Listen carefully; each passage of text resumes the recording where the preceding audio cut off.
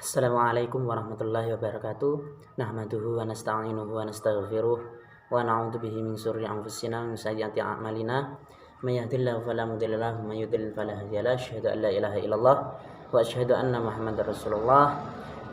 Yang saya hormati pada Ibu dosen Eka Yuniasih MPD selaku dosen pengampu mata kuliah kewirausahaan yang semoga selalu mendapat pertolongan dari Allah, yang kita harapkan manfaat barokah ilmunya. Saya hormati seluruh mahasiswa khususnya jurusan pendidikan bahasa Arab yang insya Allah selalu mendapat hidayah dan selalu mendapat kemudahan yang diberikan oleh Allah, sehingga kita bisa menempuh ataupun belajar dengan secara maksimal untuk menghilangkan kebodohan yang ada pada diri kita melalui pembelajaran kuliah ini dan pembelajaran yang lain. Pertama, marilah kita panjatkan rasa puja puji syukur kita kehadirat Allah Subhanahu wa taala. Dengan ridhonya lah, dengan inayahnya lah, dengan kebesarannya lah, sehingga kita dapat melaksanakan perkuliahan walaupun dengan keadaan daring, tidak mengurangi rasa kesemangatan kita untuk terus belajar, terus mencari ilmu dan kita kembangkan, kita implementasikan, kita seberluaskan apabila kita sudah mendapatkannya. Salam tercurahkan kepada junjungan kita Nabiullah Muhammad sallallahu alaihi wasallam, yang kita harapkan syafaatna min yaumil hadza ila yaumil qiyamah. Amin amin ya rabbal alamin. Ketiga kalinya izinkanlah saya Siswa Nur Cahyo, salah satu mahasiswa IAIN Metro jurusan pendidikan bahasa Arab, yang akan mempresentasikan makalah yang saya buat, yaitu berkaitan dengan pengertian merek. Apa sih yang dinamakan dengan merek? Langsung saja saya akan mempresentasikan dengan luasnya di makalah ini. Moto yang saya buat dalam makalah ilmu adalah anugerah Tuhan, cari dan carilah anugerah Tuhan tersebut. Langsung saja ke bab 1, pendahuluan latar belakang. Merek adalah tanda yang ditampilkan berupa logo, gambar, kata, huruf, susunan warna, baik dalam 2 dimensi ataupun 3 dimensi. Jadi latar belakang dari makalah yang saya buat itu merek adalah merupakan tampilan berupa logo, baik itu dalam jenis makanan, dalam jenis barang, dan dalam jenis sebagainya, yaitu berkaitan dengan gambar, kata, dan huruf. Seumpama ada di barang ini hurufnya kayak gimana, barang ini hurufnya kayak gimana, gambarnya kayak gimana, itu berkaitan dengan logo. Umumnya produk yang dihasilkan oleh suatu perusahaan, perorangan maupun organisasi bisa diberikan melalui merek. Jadi merek juga bisa membedakan antara perusahaan satu dengan yang lainnya. Merek pada perusahaan ini tertulis kayak gini, tertera kayak gini, warnanya kayak gini, gambarnya kayak gini. Nah, perusahaan yang satunya berwarna kayak gini, terdiri dari beberapa huruf. Nah, kayak itu kita bisa membedakan. Pemberian nama merek itu sendiri biasanya didasari oleh jenis dan produk itu sendiri, sehingga dapat menjadi merek dagang dan merek jasa. Merek dagang merupakan jenis merek yang digunakan untuk barang yang didagangkan. Barang dagangan disebut biasanya diperdagangkan oleh seorang maupun bersama-sama seperti perusahaan. B. Rumusan masalah. Rumusan yang saya buat dalam makalah ini yaitu ada 2. 1. Apa pengertian merek? 2. Apa yang dimaksud dengan brand equity? Tujuan dari pembuatan makalah saya adalah mengetahui apa yang dimaksud dengan merek. 2. Menambah wawasan tentang pengertian brand equity. Langsung masuk bab kedua, pengertian merek. Pengertian merek adalah simbol, tanda, rancangan, ataupun sebuah kombinasi dari 3 hal tersebut yang ditunjukkan sebagai identitas dari berbagai penjual untuk kemudian dijadikan sebagai pembeda dengan pesaing yang ada di pasaran. Kolter 2009. Jadi pengertian merek yaitu ada 3 pengertian ataupun 3 rumusan ataupun 3 cabang, yaitu simbol, tanda, rancangan. Jadi simbol dalam barang yang kita buat itu mereknya itu kayak gimana simbolnya, atau segitiga atau panah. Nah, itu tanda juga berpengaruh dalam merek. Terus rancangan yang kita membuat merek itu desainnya kayak gimana, sebuah kombinasi dari 3 hal tersebut yang ditentukan sebagai identitas. Gunanya merek itu apa? Yaitu untuk mengetahui bahwa identitas kita itu terdapat pada merek tersebut. Merek ini merupakan perusahaan ini. Nah, itu termasuk juga menunjukkan bahwa perusahaan kita juga memiliki identitas melalui merek tersebut. Mengetahui pengertian merek amat penting bagi bisnis Anda. Hadirnya brand atau merek bisa menentukan keberhasilan ataupun kegagalan bisnis. Jadi merek juga bisa menentukan bahwa bisnis kita itu kedepannya akan berhasil atau tidak, akan maju atau tidak, akan berkembang atau tidak. Terus dalam persaingan merek dagang yang satu dengan lainnya akan menyebabkan salah satu di antaranya sekian banyaknya akan melemah, sehingga eksistensi di pasaran juga akan mengalami penurunan. Jadi apabila merek kita itu terjamin, maka eksistensi ataupun petenaran ataupun yang biasanya yang terkenal dalam pasar tersebut akan melemah karena ada merek yang kita keluarkan dan berani bersaing dengan merek lain.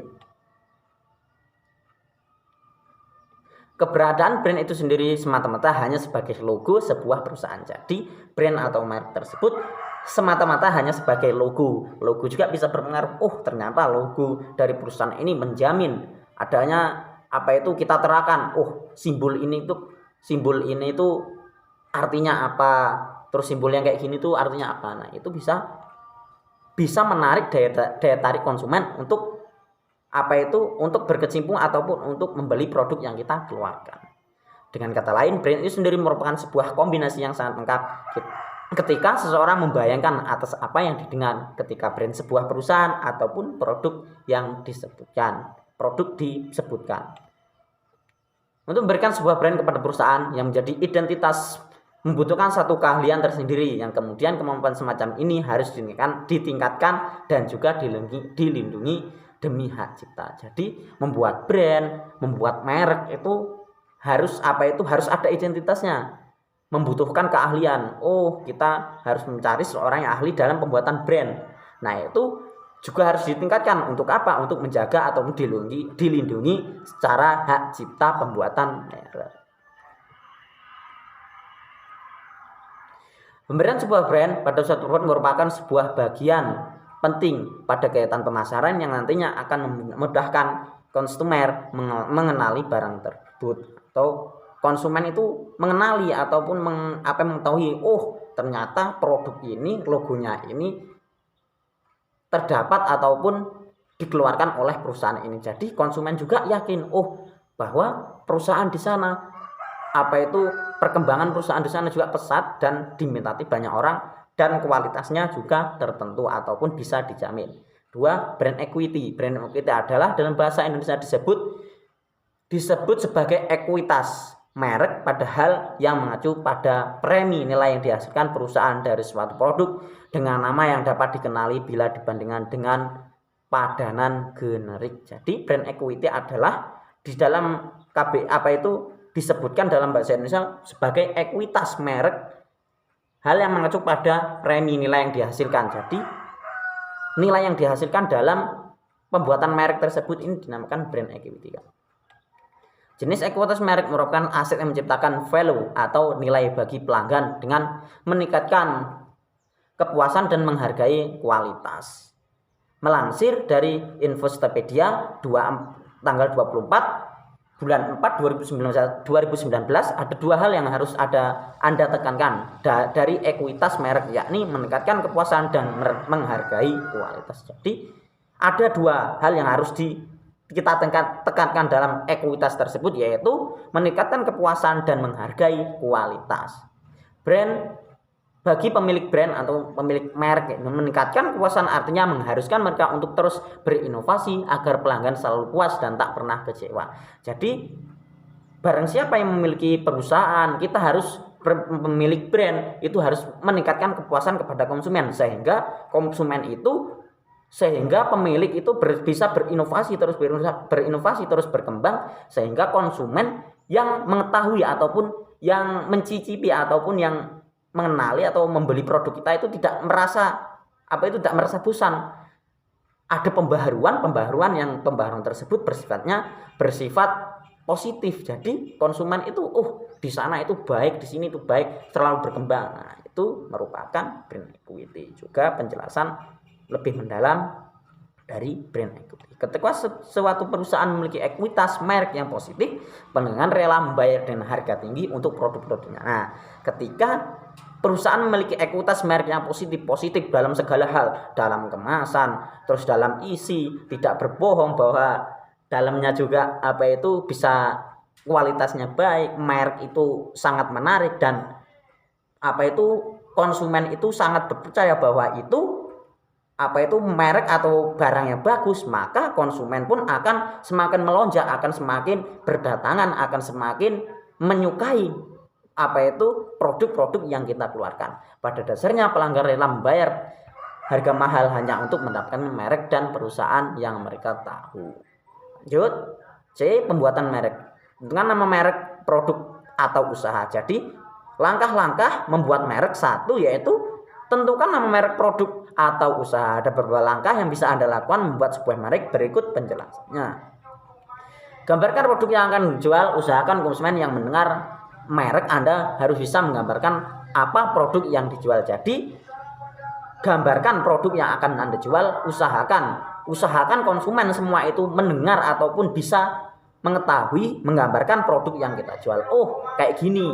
Oh, konsumen itu mengetahui bahwa produk panah, produk simbol panah, simbol padi dan kapas ataupun simbol-simbolnya ini berasal dari perusahaan ini dan kualitasnya sangat berjamin.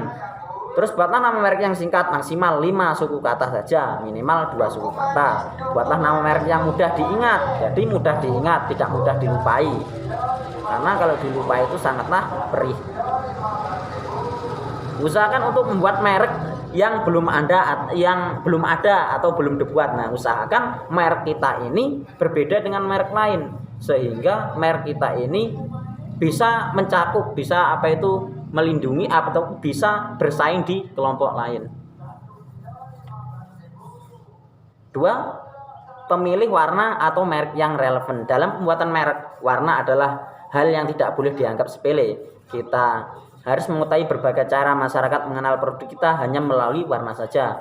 Masing-masing warna dianggap memiliki filosofinya sendiri. Jadi warna, simbol itu bisa mempengaruhi filosofi yang kita buat. Contohnya warna biru melambangkan bahwa produk dapat dipercaya.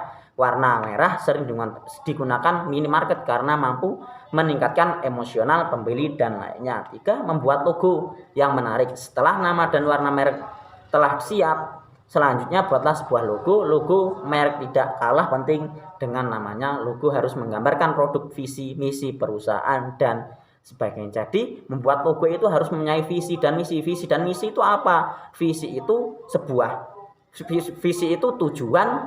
tujuan yang akan kita tuju, maksudnya apa yang kita harapkan dari visi tersebut. Nah, misi itu sebuah jaringan ataupun sebuah langkah yang harus kita buat untuk menuju ke visi tersebut. Terus lanjut, buatlah sebuah maskot. Daftarkan merek Anda secara hukum. Jadi merek Anda itu harus didaftarkan secara hukum. Biar apa? Biar ada hak cipta, hak yang dilindungi. Terus aplikasikan nama merek Anda. 7. Mulai melakukan pemasaran nama merek. Nah, setelah saya mulailah melakukan pemasaran nama usaha Anda. Pemasaran bisa Anda lakukan melalui iklan, pelayanan yang baik dan konsumen, dan berbagai macam cara lainnya. Itu berkaitan dengan pembuatan merek. Cukup sekian dari saya. Bila ada kekurangan saya mohon maaf. Bila ada kata-kata atau penjelasan yang kurang jelas, kami mohon maaf yang sebesar-besarnya. Kepada Allah saya mohon ampun. Assalamualaikum warahmatullahi wabarakatuh.